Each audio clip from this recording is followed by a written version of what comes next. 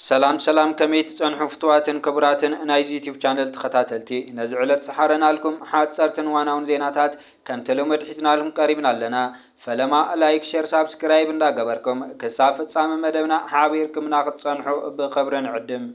سراح تاريخ بنيام قرماي قبل معتاو بروجكت مستفالالي آبالات تحايل مقراب أقراب بتسيحو سفحت مدبات مقراب معقاب حمدن ماين مخلال حزاتي حلو أقرابن انسسان نسفح خبابتات هاقرنا نابت قدمي 100 عامت زنبور ملكع جاكاتات يقير الله مزاقب تخمز حبرو اب اوان مقزاتي إيطاليا 400 تاويت مريت إيرترا بدورس تشفني نيرو مقراب كينيتي زهبو كيلما وربحتات كمنچ عقناد كمنبر انسسا زقدام نمسسان مهرت معار نممعبال توريزم زهو ربحا عقليل كازر ايكونن ፕሬዚዳንት ኢሳያስ አፈወርቂ ኣብ ልዕሊ ፈተነ ቅትለት ኣካይዱ ነይሩ ክብሉ ኮነሬል መንግስቱ ገሊፆም ንኢትዮጵያ ን17 ዓመታት ዝገዝኡ ነበር ፕሬዚዳንት ኮነሬል መንግስቱ ሃይለ ማርያም ድሕሪ ነዊሕ ዓመታት ኣብ ማሕበራዊ መራኸቢታት ተንቀሳቐስሉ ምስሎም ተዘርጊሑ ይርከብ ኣሎ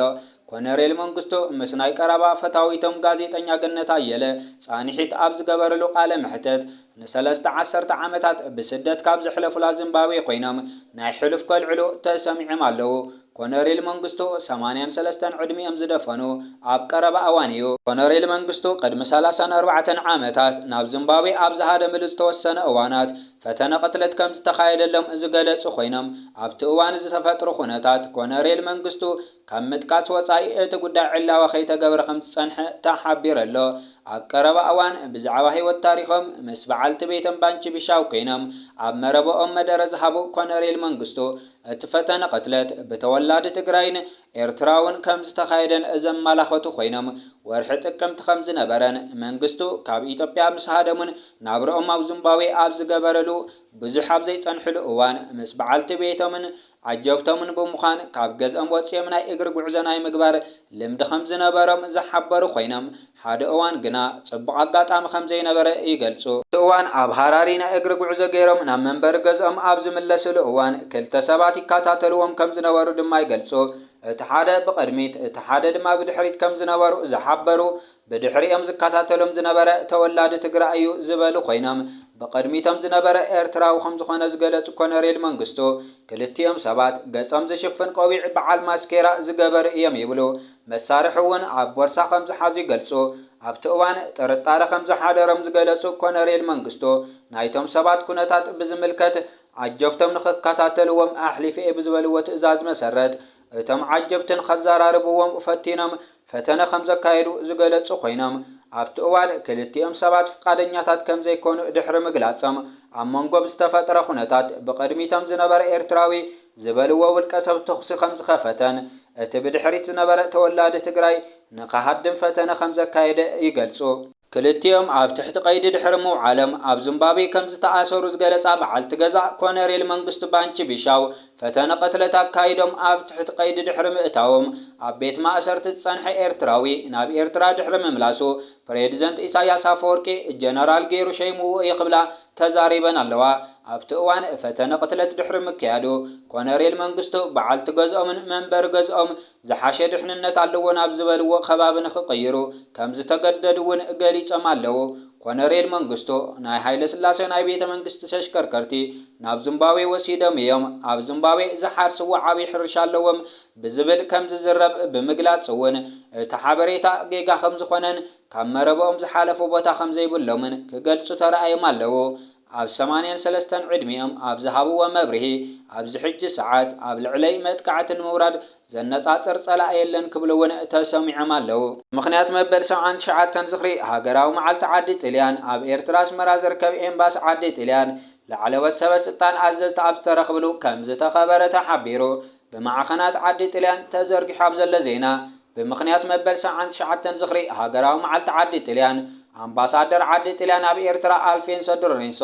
በሓለቃ ስታፍ ሰራዊት ኤርትራ ጀነራል ፊሊጶስ ወልደ ዮሐንስ ተሰኒዮም ኣብ መቃብር ኣብ ግዜ መግዛእቲ ዓዲ ጣልያን ኣብ ኤርትራ ዝተቐትሉ ጣልያናውያን ከምኡ ድማ ሓሻኽር ዓዲ ጣልያን ዝነበሩ ኤርትራውያንን ሕቑፊ ዕምበባ ከም ዘንበሩ ተገሊጹ ድሕሪ ቀትሪ ከዓ አምባሳደር ጣልያን ኣብ ኤርትራ አልፌንሶ ዶሬንሶ ዝመርሖ ላዕለወት ናይ ኤርትራ መራሕቲ ፖለቲካን ከምኡውን ሃይማኖታውያንን ኣባላት ዲፕሎማስን ወከልቲ ዓዲ ጣልያንን ኤርትራውያን ሲቪላውያን ማሕበራት ንግድን ዝርከብዎም ልዕሊ 200 ዕድማት ዝተሳተፉሉ መድረኽ ከም ዝተኻየደ ተሓቢሩ ኣሎ። ኣብ ሕሉፍ ዓዲ ጣልያን ንኤርትራ ትገዝኣሎ ኣብ ዝነበረትሉ እዋን ኣብ እዋን ካልኣይ ኩናት ዓለም ብርክት ዝበሉ ሰራዊታን ከምኡውን ካብ ኤርትራ ዝዕስከረቶም ኤርትራውያን ወታደራትን ህይወቶም ዝሰኣኑ ኮይኖም ኣብ ዝተፈላለያ ከተማታት ኤርትራ ክሳብ ሕጂ እዞም ኣብቲ እዋን ህይወቶም ዝሰኣኑ ወታደራት ዓዲ ጣልያን ዝተቐትልሉ ብርክት ዝበሉ መቃብራት ይርከቡ። ዓመታዊ ከዓ ኤምባሲ ዓዲ ጣልያን ብምኽንያት ሃገራዊ መዓልቲ ዓዲ ጣልያን ኣብዚ መቃብራት ዕንበባ ይንብር እዩ። ኣሜሪካን ቻይናን ዝጸንሐ ንግዳዊ ወጥሪ ዘህድእ ውጥን ከም ዝሓንጸጻ ገሊጸን። ኣሜሪካን ቻይናን ኣብ ሕድሕደን ጸንሐ ንግዳዊ ወጥሪ ከዝሕላ ብመትከል ከም ዝተስማዕምዓ ይገልጻ። ሚኒስተር ንግዲ ኣሜሪካ ሃዋርድ ሉትኒክ እቲ ስምምዕ ኣብ ልዕሊ ፍሉያት ኣገደስቲ መዓድናትን ማግኔታትን ጸንሐ ገደብ ክፈትሕ ክኽእል ኣለዎ ኢሉ እቶም ብሶኒ ኣብ ለንደን ዝተራኸቡ ልኡኻት ናይዘን ኣብ ቁጠባ ዓለም ዝለዓለ እጃም ዘለወን ዓበይቲ ሃገራት እቲ ዝተስማዕምዓሉ ውጥን ንምጽዳቕ ናብ ፕሬዚዳንታት ዶናልድ ትራምፕን ሺጂፒንግን ከም ዝወሰድዎ ገሊጾም። እዚ ዝተገልጸ ኣብ መንጎ ላዕለዎት ሰበስልጣን ቤጂንግን ዋሽንግተንን ንኽልተ መዓልትታት ኣብ ለንደን ድሕሪ ዝተኻየደ ዘተ እዩ። እቲ ቻይና እትልእኾን ዘመናዊ ቴክኖሎጂ ወሳኒ ዝኾነ ፍሉይ መዓድናት ሓደ ካብቶም ቀንዲ ናይቲ ኣጀንዳታት ምዃኑ ተገሊጹ። ኣብ ዝሓለፈ ወርሒ ክልቲአን ሃገራት ብዛዕባ ንግዳዊ ቀረጽ ግዝያዊ ዕርቂ ክገብራ ተስማዕሚዐን እኳ እንተነበራ ካብ ሽዑ ጀሚረን ግን እቲ ሓንቲ ውዕል ከም ዘፍረሰት ነንሕድሕደን ክካተሳ ጸኒሐን። ኣሜሪካ ቻይና ካብ ቴሌፎናት ክሳብ ኤሌክትሪክ ዝሰርሓ ተሽከርከርቲ ንምፍራይ ኣገደስቲ ዝኾኑ ሓፃዊንን ማግኔታትን ክትሰድድ ደንጉያ ከም ዘላ ገሊጻ። ማዕረ ማዕሪኡ ድማ ዋሽንግተን ቻይና እትደልዮም ከም ሰሚኮንዳክተራትን ካልኦት ምስኪነታዊ ብልሒ ኤአይ ዝተኣሳሰሩ ቴክኖሎጂታትን ዝኣምሰሉ ፍርያት ኣሜሪካ ካብ ምርካብ ደሪታት ኣላ። ሉትኒክ ንጋዜጠኛታት ኣብ ዝሃቦ መግለጺ ናይ ጀኔቫ ምርድዳእ ንምትግባር ኣብ ሓደ ደረጃ በፂሕና ኣለና ኢሉ እቶም ፕሬዚዳንታት ምስ ኣጽደቕዎ ንምትግባሩ ክንጽዕር ኢና ክብል ወሲኹ ገሊጹ። እዚ ሓድሽ ዝርያ ዘተ ዝሓለፈ ሰሙን ኣብ መንጎ ዶናልድ ትራምፕን መራሒ ቻይና ሺጂፒንግን ድሕሪ ዝተገበረ ዝርርብ ቴሌፎን ዝሰዓበ እዩ። ፕሬዚዳንት ኣሜሪካ ድማ ንርክቦም ኣዝዩ ጽቡቕ ወግዒ ክብል ገሊጽዎ። ምክትል ሚኒስተር ንግዲ ቻይና ሊ ቺንጋንግ ክልቲኦም ወገናት ነቲ መራሕቶም ብ5 ሰነ ዝገበርዎ ናይ ቴሌፎን ዝርርብን ኣብ ኣኼባ ጀኔቫ ዝተበጽሐ ምርድዳእን ንምትግባር ኣብ ሓደ ዘሰማምዕ ነጥቢ ከም ዝበጽሑ ሓቢሩ። ትራምፕ ኣብ መጀመርታ ናይዚ ዓመት ካብ ብርክት ዝበለ ሃገራት ናብ ሃገሩ ኣብ ዝኣቱ ንብረት ስፍሕ ዝበለ ቀረጽ ከም ዝስልዕ ኣብ ዝገለጸሉ እዋን ቻይና ብከቢድ ተሃስያ ቤጂንግ እውን ኣብ ልዕሊ ኣቕሓ ኣሜሪካ ልዑል ቀረጽ ብምንባር ምላሽ ሂባ በዚ ድማ ነንሕድሕደን ክትተሓላለኻ ቀረጽ ክሳብ 145 ሚእታዊት በፂሑ። ኣብ ግንቦት ኣብ ስዊዘርላንድ ብዝተኻየደ ዝርርብ ትራምፕ ፍጹም ዳግመ ምትዕርራይ ዝበሎ ግዝያዊ ዕርቂ ስዒቡ ኣሜሪካ ኣብ ልዕሊ ፍርያት ቻይና ዝነበራ ቀረጽ ናብ 30 ሚእታዊት ክወርድ እንከሎ ቤጂንግ ድማ ኣብ ልዕሊ ኣቕሑ ኣሜሪካ ዝነበራ ቀረጽ ናብ 10 ሚእታዊት ከም ዝቐነሰትን ኣብ ወሳኒ ሰደድ መዓድናት ዝነበረ ዕንቅፋታት ከም ዝለዓል ቃል ኣትያ። እቲ ስምምዕ ንክልቲኦም ወገናት ኣብ ንግዳዊ ስምምዕ ንምብጻሕ ንኽጽዕሩ 9 መዓልትታት ገደብ ግዜ ሂብዎም። ካብ ሽዑ ጀሚሩ ግን እቲ ዝምድናታት ዝደኸመ ይመስል። ትራምፕ ኣብ ዝሓለፈ ወርሒ ቻይና ምሳና ዝገበረቶ ስምምዕ ፍጹም ጥሒሳ ክብል ድሕሪ ምግላጹ ድሕሪ ቁሩብ መዓልትታት ድማ ቻይና ኣሜሪካ ነቲ ስምምዕ ብከቢድ ጥሒሳ ኢላ። ወኪል ንግዲ ኣሜሪካ ጄሚሰን ግሪር ቻይና ኣብ ሰደድ ፍሉያት መዓድናትን ማግኔትን ንዘንበረቶ እገዳታት ከተልዕሎ ከም ዘይከኣለት ገሊጹ። ቤጂንግ በወገና ኣሜሪካ ነቲ ዝኣተወቶ ስምምዕ ብምጥሓስ መሸጣ ሶፍትዌር ዲዛይናት ወይ ከዓ ቺፕ ኮምፒተር ደው ብምባል ሰባት ብኩባንያ ህዋዌ ዝሰርሓ ቺፕ ከይጥቀሙን ቻይናውያን ተምሃሮ ቪዛ ከይረኽቡን ከም ዝገበረት ከሲሳ። ሚኒስትር ንግዲ ቻይና በቀዳም ኣብ ዝሃቦ መግለጺ ብዝቀረበሎም ሕቶታት ፍሉያት መዓድናት ክለኣክ ከም ዘጽደቐ እኳ እንተገለጸ ንኣየናት ሃገራት ከም ዘጠቓለል ግን ኣይገለጸን። ትራምፕ ብዓርቢ ኣብ ዝሃቦ መግለጺ ፕሬዚደንት ሺጂፒንግ ንግዲ ፍሉያት መዓድናት ዳግማይ ክጅመር ከም ዝተስማዕምዐ ገሊጹ። ብሪጣንያ ኩባንያታት ሰራሕተኛታት ክቆጽራ ዝድንጉያሉ ዘለዋ ምኽንያት ገሊጻ። ኩባንያታት ዓባይ ብሪጣንያ ንዝወጹ ሰራሕተኛታት ክትከኣይ ድንጉያ ብምህላውን ቁጽሪ ክፉት ናይ ስራሕ ቦታ ክጎድል ምኽንያት ይኸውን ከም ዘሎ ወግዓዊ ሓዛት ይሕበሩ። ካብ መጋቢት ክሳብ ግንቦት ዝነበረ ስራዕ ብ63,000 ከም ዝነከየ መጠን ሽቕለት ኣልቦነት ድማ ዝለዓለ ደረጃ ከም ዝሓዘ ተገሊጹ። ኣብ ቤት ጽሕፈት ሃገራዊ ስታቲክስ ኦኤንኤስ ዳይሬክተር ቁጠባዊ ስታቲክስ ሊዝ ማኪዮን ዕዮ ገና ይደክም ከም ዘሎ ገሊጻ። ብተወሳኺ ቁጽሪ ኣብ ዝርዝር ደሞዝ ዝነበሩ ሰባት ርኡይ ምንካይ ከም ዝገበረ ገሊጻ። ኣብ ሚያዝያ ብ10 ዝኽፈል ሃገራዊ መድሕን ክውስኽ እንከሎ እቲ ዝተሓተ ዝኽፈል ደመወዝ እውን ወሲኹ ኣብ ዝሓለፉ 3 ኣዋርሕ ክሳብ ጉንበት ብዝሒ ናይቶም ዝርከቡ ዕዮታት ናብ 736,000 ከም ዝወረደ ይግመት። ማኪን ካብ ምልክታ ክፉት ናይ ስራሕ ቦታ ከም ዝረኸብናይ ሓበሬታ ገለ ኩባንያታት ሓደስቲ ሰራሕተኛታት ካብ ምቕፃር ወይ ንዝወፁ ሰራሕተኛታት ካብ ምትካ ክድንጉያ ይኽእላ እየን ትብል። እቲ ኣሃዛት ብተወሳኺ መጠን ሽቕለት ኣልቦነት ካብ 4.5 ሚእታዊት ናብ 4.6 ሚእታዊት ከም ዝዓበየ ኣመልኪቶ እዚ ድማ ኣብ ውሽጢ 14 ዓመታት ዝለዓለ ኮይኑ ካብዚ ንላዕሊ ክዓቢ ከም ዝኽእል ዋና ክኢላ ስነ ቁጠባ ኣብ KPMG ዓባይ ብሪጣንያ የዓይል ሰልፊን ገሊጻ ትካላት ንግዲ ሰራሕተኛታት ብምጉዳልን ሂደት ሰባት ብምቕፃርን ንልዑል ወጻኢታት ሰራሕተኛታት ክቋጻጸሩ ክፍትና ተኽእላሉ ኢላ እዚ ኣብ ግምት ብምእታው መጠን ሽቕለት ኣልቦነት ኣብ ዝመጽእ ዓመት ክዓቢ ትጽቢት ኣለና። ኣብ መንጎ ለካቲትን ሚያዝያን ዝነበረ ወሰኽ ማእኸላይ ደመወዝ ናብ 5.2 ሚእታዊት ብምጉዳል ካብቲ ዝነበረ 5.6 ሚእታዊት ወሰኽ ከም ዝነከየ ተገሊጹ። ይኹን እምበር ካብቲ ኣብ ሚያዝያ ዝተዛዘመ ዓመት ናብ 3.5 ሚእታዊት ዝዓረገ ዝቕባበ ዋጋ ንብረት ዝለዓለ ኮይኑ ይቕጽል ኣሎ።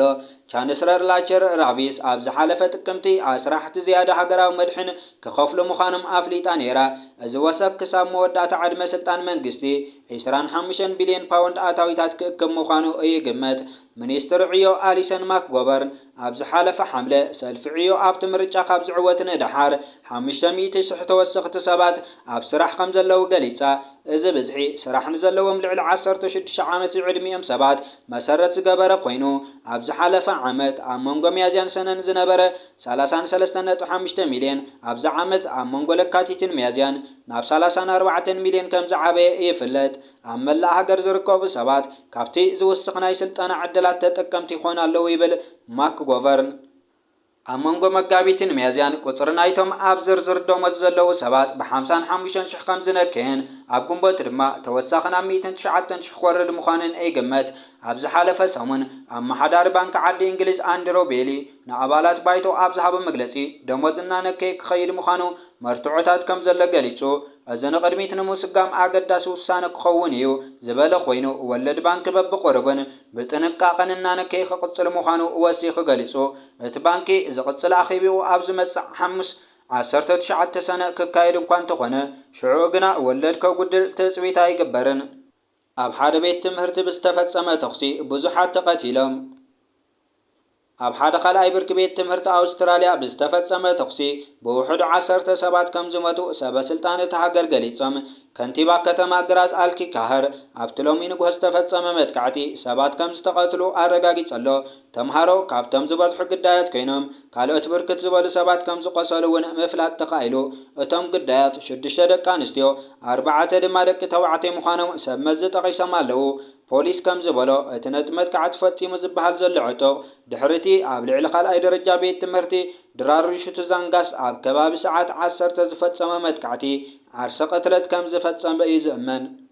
እቲ 9 ሰባት ዝቀተለን ብውሕዱ ካልኦት 12 ዘቆሰለን ወዲ 21 ዓመት ጥርጡር ዜጋ እቲ ሃገር ኮይኑ ኣብቲ ቤት ትምህርቲ መሃር ምንባሩን ኣብ መንጎ ከም ዘቋረፀን ሚኒስትር ውሽጣዊ ጉዳያት ገሊጹ እቲ ዝተጠቐመሉ 2 ብረት ብሕጋዊ መንገዲ ዝወነነ ምዃኑ እውን ሰመዚ ኣመልኪቶም ኣለዉ። መንግስቲ እቲ ሃገር ንግዳያት ናይቲ መጥቃዕቲ ንምዝካር 3 ናይ ሓዘን መዓልትታት ኣዊጁ ኣሎ። ነቲ ኩነታት ኣመልኪቱ ኣብ ግራዝ ጋዜጣዊ መግለፂ ዝሃበ ፖሊስ በቲ መጥቃዕቲ ሓያሎ ሰባት ከም ዝሞቱን ከም ዝቆሰሉን ኣረጋጊጹ ፖሊስ ቁጥሪ ናይቶም ዝሞቱ ሰባት ክገልጹ ኣይደለዩን። እንተኾነ ገለ ጸብጻባት ኣውስትርያ እቲ ዕጡቕ ሓዊሱ ብውሕዱ 10 ሰባት ከም ዝተቐተሉ ይሕበሩ። ወሃቢ ቃል ፖሊስ ንማዕከናት ዜና ኣውስትርያ ኣብ ዝሃበ ሓበሬታ ግን ኣብቲ ቤት ትምህርቲ መሃር ምንባሩ ሓቢሩ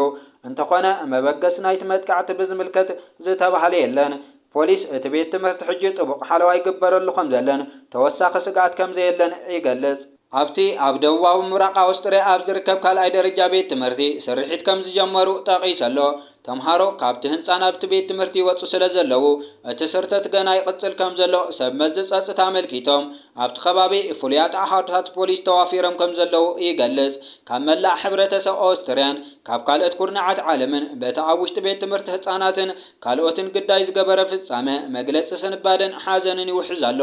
ፕሬዚደንት ናይቲ ኣውሮፓዊት ሃገር ኣሌክሳንደር ቫንደር ቤል እትራዓዲ በቃላት ክገልጾ ከም ዝኸበዶን ህዝቢ ኦስትሪያ ኣብዚ ሕዚ እዋን ብሓባር ጠጠው እንብለሉ ኣጋጣሚ ይኽብል ተዛሪቡ እምበኣርከስ ነዚ ዕለት ዝሓረናልኩም ሓፀርትን ዋናውን ሓበሬታታት ነዞም ተኸታተልኩሞም ይመስሉ ነይሮም። ቀጻሊ ብኻልኦት ሓበሬታታት ክሳብ ንራኸብ ሰሰናዩ።